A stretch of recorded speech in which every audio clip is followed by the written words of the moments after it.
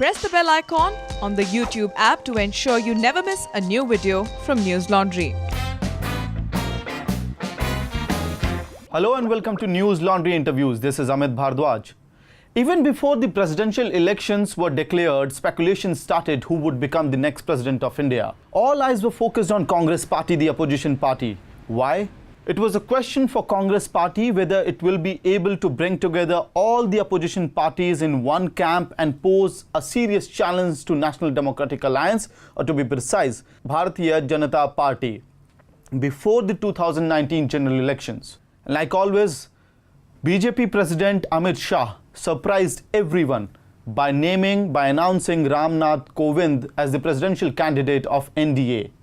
Now, the ball was in Nitish Kumar's court, the Chief Minister of Bihar and the President of Janata Dal United. Like the last time, when Pranab Mukherjee was contesting presidential elections, Nitish Kumar came out of the opposition camp and supported NDA's candidate.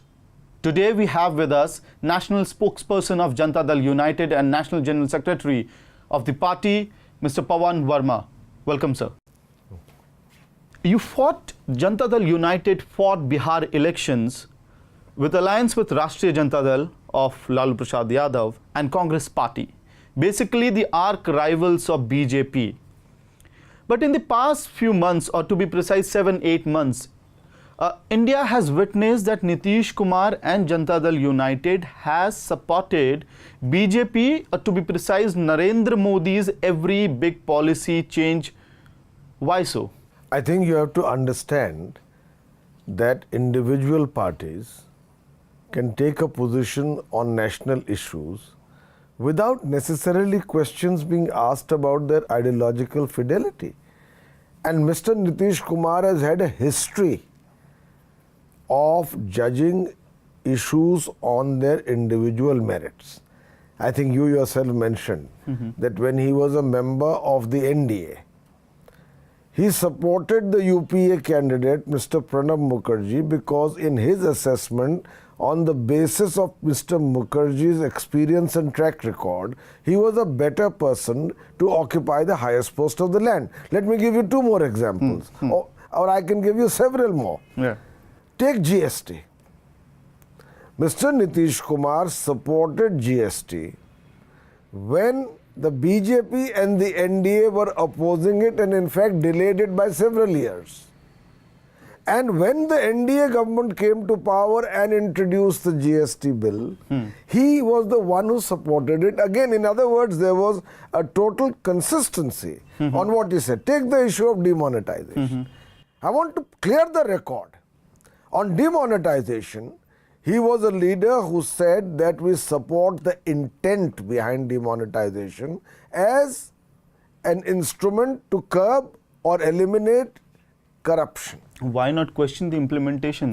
And in fact, he was the one who said that the implementation could have been much better. And in fact, I was present when on stage he agreed with Dr. Manmohan Singh that it was a monumental failure. In other words, he took a position which was not an immediate, absolute, mechanical, reflex reaction of condemning it, assessed it, and then said, we need to wait to see what the results are. But so far we have seen the implementation is poor, but the intent behind it of curbing corruption is good. So in other words, to sum it up, he takes positions on issues based on the merit of. Don't you think that criticism of demonetization was too little and too late? If you see what Mamata Banerjee did, or what Arvind Kejriwal for that matter, a party which is hardly 5 years old, they were aggressively campaigning against demonetization, the failures in implementation. Do you know what Mr. Manmohan Singh, former Prime Minister of India and a reputed economist himself, did you hear his statement in Parliament? He supported demonetization, but called it a failure in implementation. Yeah. And the second point is, why should the JDU be a clone of the TMC or the AAP party? On many issues, they have a different position. On other issues, we are entitled to hold a different position. For instance, take the surgical strike, which Mr. Nitish Kumar supported, because he said the matter of defense is in the hands of the current government, and if they have taken this action, taking all factors into account, it's not for the opposition to say at this moment that it's right or wrong. But even before he supported the surgical strike, who supported it? Do you know? It was the Congress party. So every party on any issue can take a position, and it should not be judged for its long-term ideological fidelities or loyalties or purity, if such a word can be used, on the basis of these contingent issues, on the presidential election which you began with. Yeah. I was coming to this question only. I remember a day, May 1st, Madhu Limaye's memorial lecture in Delhi. What we see is Congress party leader Digvijay Singh, CPI leader D. Raja, CPM leader Yechuri, and KC Tyagi and Sharad Yadav on stage. It was first attempt to show a larger alliance, or if we can call it Mahagathbandhan, at the center for the presidential elections. But JDU was the first party to walk out of that camp. You must understand, are you actually giving the seriousness that it deserves to the whole project of opposition unity? One meeting, one book launch, one forum, few parties. I'm sorry, what Mr. Nitish Kumar has said 2 days ago is that opposition unity, and incidentally he was the first person, and if you go back and see the footage of the book launch of Mr. Chidambaram, where he was sitting on stage, and this is before the UP elections, he said the crying need of the hour is opposition unity. And the leadership is not the important matter. He turned to Rahul Gandhi, who was sitting in the first row, and he said, you can lead it. What he said then and what he repeated now is that this is a serious project, and for that project, first and foremost, what you need is a credible narrative and an alternative vision of India, not merely contingent unity of a partial nature on a reactive basis on one issue or one forum or one event.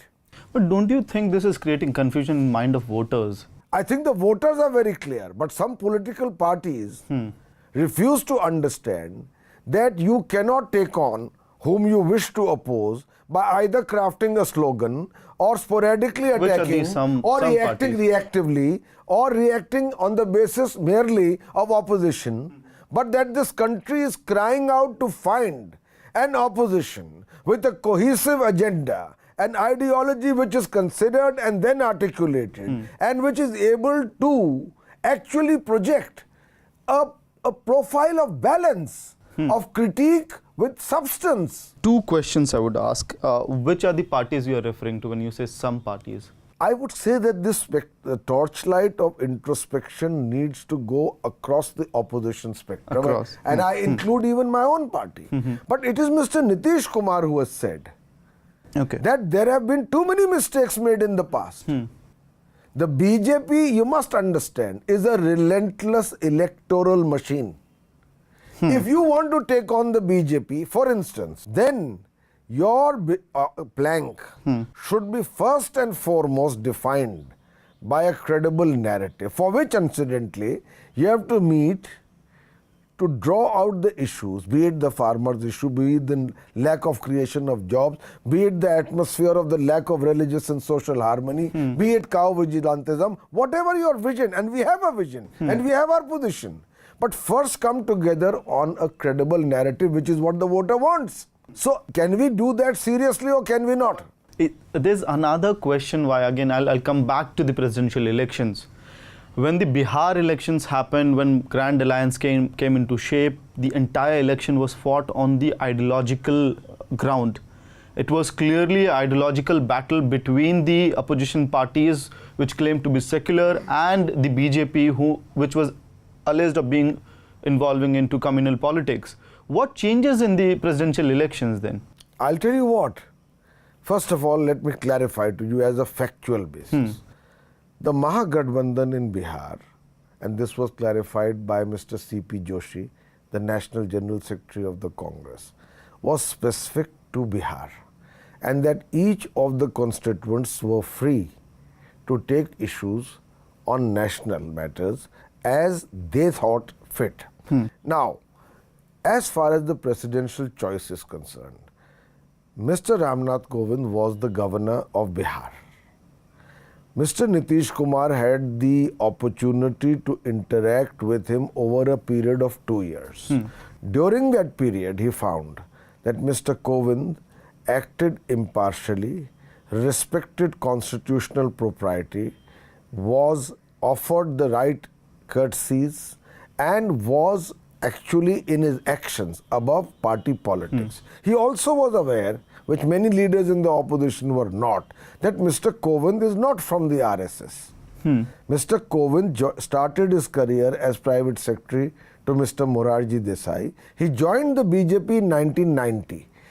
Now, with the NDA having the collegium, it's hardly likely that they would put up a UPA candidate. So they put up a BJP candidate. Mr. Nitish Kumar on merit supported him. And by the way, I want to make the point to you. If unless you want to ask me something before that, he called up Mrs. Sonia Gandhi 48 hours before the opposition meeting and presented all these facts and added the point that the choice for the highest post of the land is not necessarily a matter of confrontation. And given Mr. Kovind's profile, behavior, will he be able to uphold the? He's a good choice. He told Mrs. Sonia Gandhi. But what happened? Mrs. Sonia Gandhi said, we will keep this factor in mind when we meet for the opposition parties. Next day, Mr. Ghulam Nabi Azad, for whom I have great respect otherwise, came to Patna and publicly said that irrespective, the UPA will put up a candidate to oppose the BJP candidate. When he made that public announcement, Mr. Nitish Kumar, since we are not members of the UPA, and he had already spoken with the Congress president, he made public his support for Mr. Kovind. What's the politics about this? Okay, let me come to a few details which Congress has accused JDU of. Congress said that Gopal Krishnan Gandhi's name was proposed by Mr. Nitish Kumar for the presidential post. Is it true? Mr. Nitish Kumar had not only discussed Mr. Kovind, but before that, remember, there had been 2 meetings of the opposition. He himself had met Mrs. Sonia Gandhi in April. And Mr. Gopal Krishna Gandhi's name was suggested by Mr. Nitish Kumar. And please try and imagine the scenario if a more proactive opposition had come out with a name prior to the NDA. What stopped JDU from being active or leading the opposition for that matter? In fact, the decision was to be made by the opposition. A name was suggested and it was said that it would be taken up. 3 meetings were held, there was no consensus. You will kindly recall the meeting where after a great deal of suspense, opposition leaders would emerge and say, we will let you know who we want to. Right. Meanwhile, when the opposition did not as yet announce its candidate. Is it collective failure of the opposition? Certainly, I believe the opposition needs to very seriously introspect. Not only about this issue, which we do not believe is a matter necessarily of confrontation, but the failure of the opposition is that at a time when there are so many issues on which there needs to be opposition unity on a pan-Indian basis in an organized manner, the opposition has not even begun the process by crafting a credible narrative and an alternative vision of India. I'll come back to the narrative part. If you see the Bihar politics right now, on one hand you have BJP which is aggressively attacking RJD, and then you have JDU, which it appears that JDU is in a very comfort zone where it is not involved in political activism or aggressive political language as far as taking down BJP is concerned for its policies at the center as well as the opposition in Bihar. I think that you have really not understood once again what Mr. Nitish Kumar said. And I'd like to clarify for you. He said, can we build an opposition that in 2019 is in a position to ensure that its candidate for the 2022 presidential election wins, rather than base its so-called attempt at unity on the surety, almost guaranteed surety, of their candidate losing. In other words, his commitment to opposition. But in politics, it's also about perception, sir, right? So his commitment. You fight so that it appears you are fighting. No. A fight for the sake of a fight is not necessarily the foundations of opposition unity unless you've also examined the issues, the merits of the issues, the importance of the cause, and above all, as I keep repeating to you, the opposition needs to find a plank where it is allowed. What is that plank? Tell me. That plank, and What I'm is glad it? you've asked the question. Let me give you its components as I see them, and as I think the JDU sees them. First of all, it has to stop being reactive. It has to be proactive. And you will be happy to know that the senior most Congress leadership is today saying the same. It needs to have a credible narrative. In other words, to offer something to the people rather than merely every time only opposing post events. Right. Thirdly, it must offer an alternative vision of India, which we believe is the idea of India as we would like to see it flourish in our country. Fourthly, it must be backed by an organizational machinery. Merely slogans don't make opposition unity. A ragtag coalition of opposition parties will increase the seats of the BJP by at least 50. You need Because to the new have project on one side you have a Narendra Modi, ragtag on the other side. coalition does Right. not work. It needs a cohesive ideology, agreed upon. It needs organizational machinery. It needs a pan-India framework, and it needs the instruments to project and promote this in a proactive, non-reactive manner. Do we have it at the moment? Tell me. You watch politics also. I'll rephrase things. Yes. We have farmers' protests going on across the country. We have terror instilled by Gorakshaks in the country, and then the culture of mob lynching, which is increasing day by day. And the opposition fails to, bring these issues together and fight the government, because these are the important issues. You are saying what I am saying. There is no dearth of issues. So But why? there is a great dearth of opposition, cohesion, cohesiveness, strategy, structure, Who will lead? organizational reach. Who will lead? If Congress fails, does it mean that India will not have any opposition which can bring together all these issues? We are not saying that anything is one party centric. But we believe that all those who oppose much of what is happening today should make the effort to take the project of opposing what they believe is wrong far more seriously and in a far more organized manner than they have been doing so far. Okay. But Nitish Kumar has not been critical of all these things. I mean, when compared to, for that matter, Arvind Kejriwal or Mamata Banerjee or I other don't know leaders. why you keep this touchstone. I'm sorry, because I think that it's something that I will strongly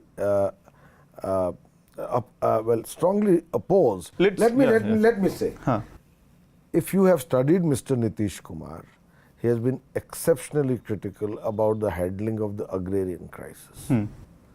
He has been consistently condemnatory on the atmosphere of hatred on the basis of religious divides, including on the issue of cow lynching. In fact, you see his press conference day before. He has been.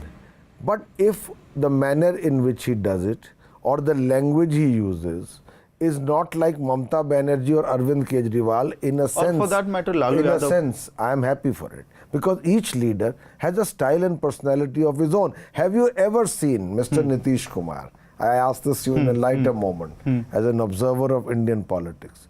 Ever lose his cool in public in the use of language? I believe not. Because that is his shaili. That's his idiom of politics. That even if you are critical, you must do so in a manner that does not breach the decorum and etiquette of public behavior. I'll bring back to the Bihar politics. Sushil Modi, the leader of opposition, had said that, I believe it was in April, that BJP, JDU and Nitish Kumar would be more comfortable with BJP when it comes to alliance. Do you think so? Is that right? Mr. Sushil Modi can hardly be faulted for believing this. He's part of the opposition, and Mr. Nitish Kumar and the NDA was a part of the NDA. Mr. Sushil Modi was his deputy chief minister.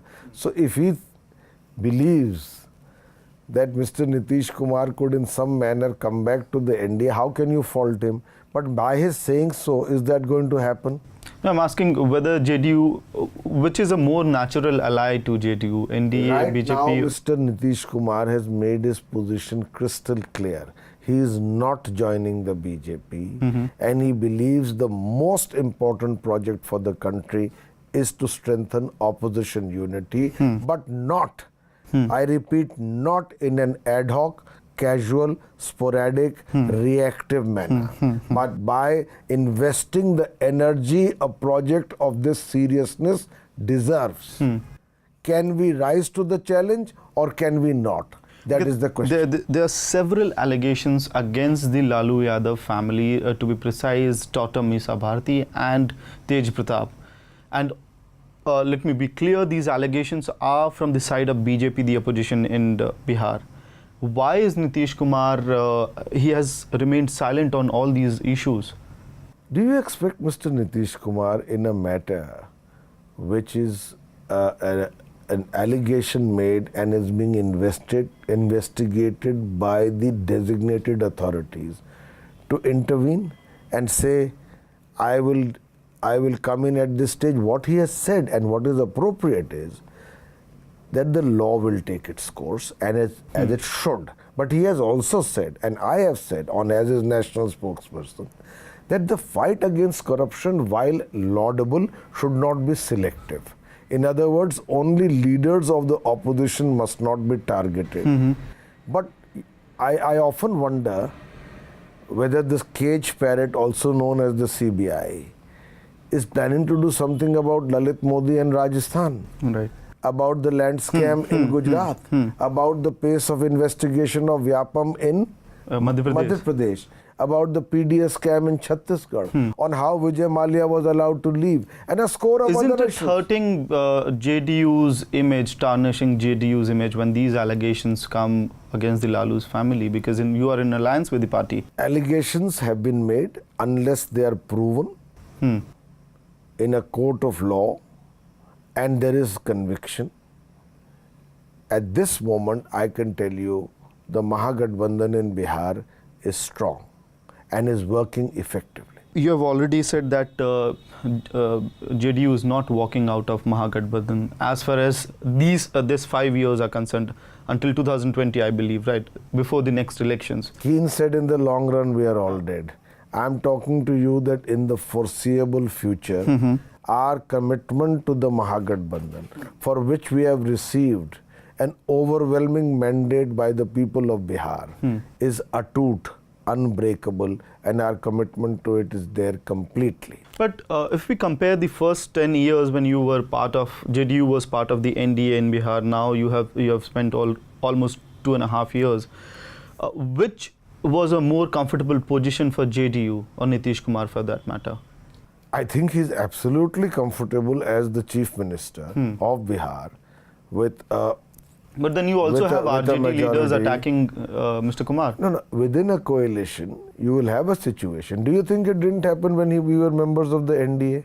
I don't want to name the leaders who would attack Mr. Nitish Kumar almost every week. But Mr. Nitish Kumar's position as the leader of the alliance in Bihar, when he was a member of the NDA, was unassailable then, and today when he heads the Mahagathbandhan in Bihar, it's unassailable today. Okay. Again, coming back to the Gaur Rakshaks and mob lynching, whom do you hold responsible for this culture? Certainly, I would hold the BJP, RSS and its affiliates.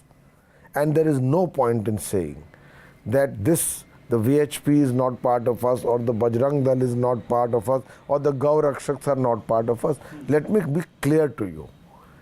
In fact, with great respect, I wish to say, if after Muhammad Akhlaq was lynched, the Prime Minister had come out immediately and without any ambivalence condemning such kind of actions, much that has been wrong following this would not have happened. You cannot speak too little, too late. कहने को बहुत कुछ था अगर कहने पर आते, पर अपनी तो ये आदत है कि कुछ नहीं कहते. There is no point in saying too little, too late. Right. Because if you see the analysis, in which states are these lynchings happening? The majority of them are happening in BJP ruled states. Because those who are perpetrating it believe somehow that they have the And then benign there's- protection of the powers that be. Like in Pehlu Khan's case, you see Rajasthan minister coming out and defending and questioning the entire episode Jharkhand, itself. Haryana. Right. What I'm trying to say is that it is first of all a slap on the face of Hinduism. It devalues my religion and I'm proud to be a Hindu. This kind of mindless violence, where people take law into their own hands, devalues my culture, my civilization, my religion. And those responsible for it, I'm afraid to say, not sufficient action is being taken against them. And the Prime Minister playing BJP playing good cop, bad cop. There's It happens when the Prime Minister makes a speech. Several weeks later saying, what is happening? Is he saying that nobody listens And to then, me anymore? for instance, in Junaid's case, who was the boy, 16-year boy who was lynched on the train, no BJP minister from the state or leader from the state went to meet the family. So sends a message, right? The bias is very obvious. We've had many incidents in UP recently, and people in the BJP don't understand, and its affiliates. I don't make personalized attacks, but I believe that this country can ultimately run on the basis only of coexistence and respect for all faiths. On one hand, you have the failing opposition, the parties who are have not been able to attack BJP. On the other hand, when 16-year-old Junaid is lynched, thousands of people across the country come out on streets and they say, we don't want any political party to come out and support us, but we will protest against this and we will stand against the culture of mob lynching. Do you see a hope as well as an indication that common masses are frustrated about the opposition parties as well? That, I think, was a great development, not in my name. Where people across the country, even if numbers were small, came out and said, enough.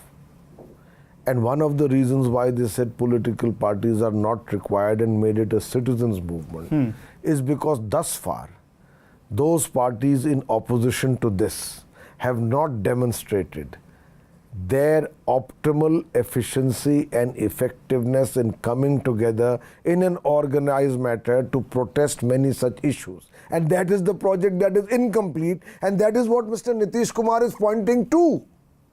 But will Mr. Nitish Kumar walk the way and tell that this is how it has to be done? This is how the machinery needs to be built? If the JDU has to do it, we will. But because you are the only credible opposition in... But we are not the... We are a small party. The opposition is... Of one of the biggest states of India. Yeah, but still we are a small party and we have no illusions on that score. Mr. Nitish Kumar is the first to. But he has a vision on national issues. And he realizes that just like the NDA is a coalition, the country is crying out for a second alternative. If you are a voter today, between BJP and Mr. Narendra Modi, do you have a credible choice which is that's what I said. Which is pan-Indian on scale and presents a cohesive front, not a ragtag coalition? Do you have the choice? People are disenchanted right now. Correct. So you have to fill that void. Who will do this? Who will do? I think that Mamata Banerjee, Nitish Kumar, Arvind Kejriwal, or any other Lalu Yadav. All those who wish or believe that many of the things happening today need a counter narrative. Not everything is wrong that is happening today. Or should we give power to the students' faces, the youth faces? The modalities, the leadership, the participation will all be decided once the opposition comes together, those who wish to oppose. And I want to reiterate, first build your credible narrative. First offer to the people in a manner which reaches to them an alternative vision of India. Put down your principles and what you will stand for and fight for. And everything else, believe me, as a political leader I can tell you, will fall in place. But there are no shortcuts in politics. One last question. You were talking that a credible voice, credible narrative must be built, right? But then, what is this alternative narrative or credible narrative? Because in the masses right now, when I was in the, I took the same train on which Junaid was murdered, lynched. And when you speak to people, you see that there is a certain amount of legitimacy which has been given to hate crime or the crime against Dalits or Muslims in this country. And that has been achieved by the political parties or its different tools or small organizations. There's a sentiment of majority victimhood in the country.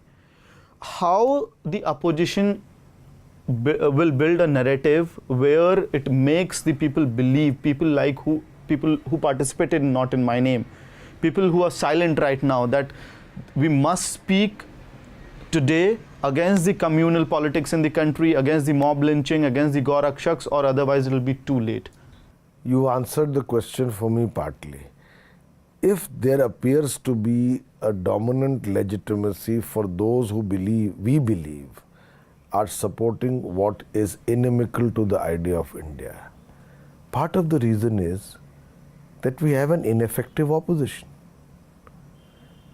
You cannot oppose that which you think is wrong if you don't have the organizational or ideological strength to do it. And that is why, and once all again, the opposition parties are responsible for this, including JDU? I think I have said in the beginning, and I will repeat, the entire opposition needs to introspect, even electorally. If we say that cow lynchings are going on more in BJP-ruled states, why have more states become BJP-ruled? Why did we lose Assam? Why did we lose Jharkhand? Why did we lose Maharashtra? Why did we lose Goa? Why have we done so poorly in UP?